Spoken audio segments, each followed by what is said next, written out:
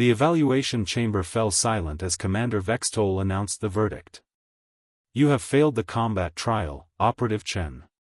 Your response time was inadequate.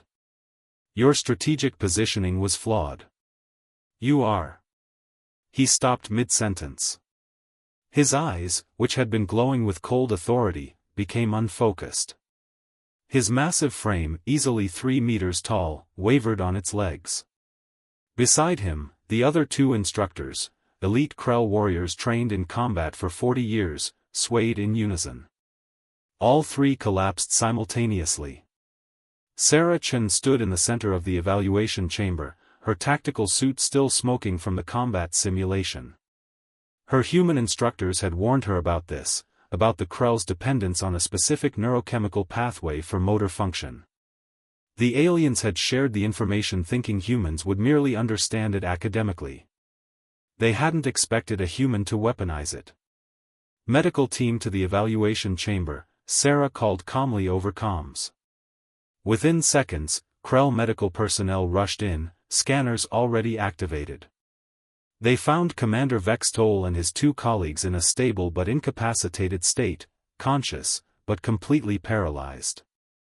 What happened? Demanded Senior Medical Officer Kelsoth, her antennae twitching with alarm. I failed the trial, Sarah said evenly. Isn't that what Commander Vextol said? The medical officer's compound eyes narrowed. She ran her scanner over Sarah, then over the environment. Her readings paused on the ventilation system. Understanding dawned. You contaminated the air, Kelsoth breathed. You introduced the paralytic compound into the ventilation system. The trial was combat, Sarah said. You didn't specify the rules of engagement. You didn't specify the battlefield. You said adapt or fail. So I adapted. Kelsoth turned to the other medical personnel. Inject the neurochemical antidote. Full dose. As the medical team worked to revive the 3 instructors, Sarah was escorted to the tribunal chamber.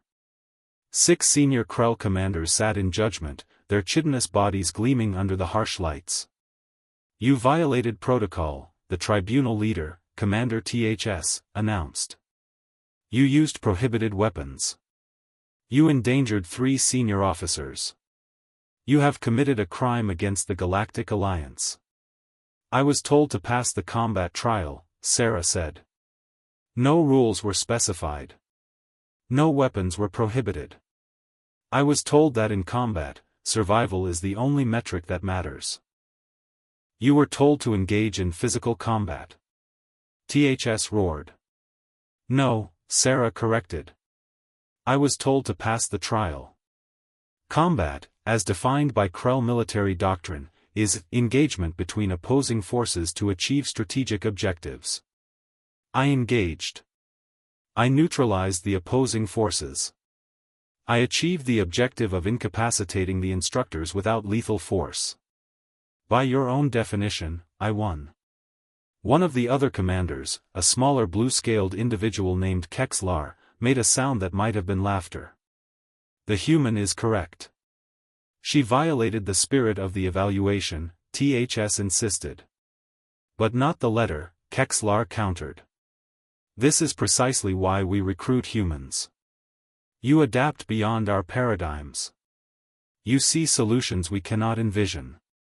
Commander Vextol, now recovered and standing with assistants, stepped forward.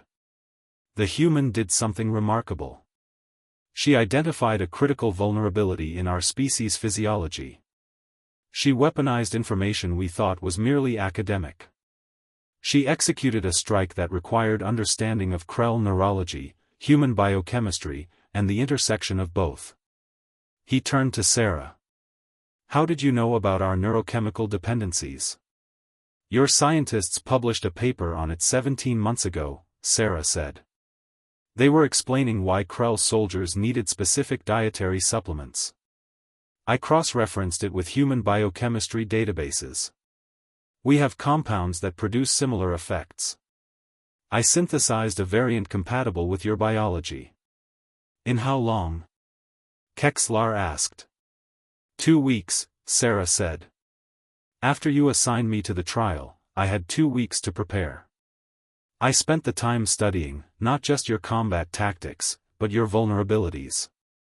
The tribunal exchanged glances.